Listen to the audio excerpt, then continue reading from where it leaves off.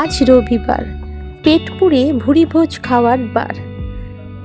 তাই আজ রইল তোমাদের জন্য কিছু সতর্কবার্তা, যাদের আছে টুকটাক কিছু শারীরিক সমস্যা, যেমন উচ্চ রক্তচাপ বা হাই প্রেশার যাদের, এড়িয়ে চলো বেশি লবণ দিয়ে রাঁধা সবজি বা আচার, টিনজাত বা প্রসেসড সবজি, পালং শাক বেশি পরিমাণে, কারণ এগুলোতে সোডিয়াম বেশি থাকে যা রক্তচাপ বাড়ায়।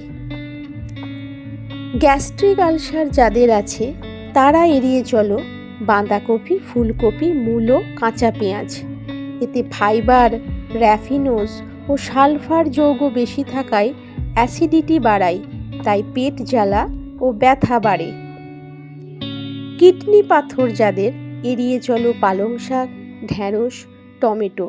এগুলোতে অক্সালেট থাকে যা পাথর তৈরিতে সাহায্য করে।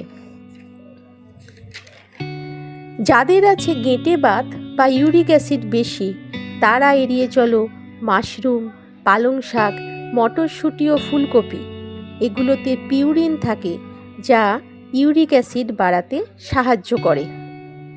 এরকম আরও সতর্কবার্তা নিয়ে আসবো পরের সানডেতে। অপেক্ষায় থেকো বন্ধুরা।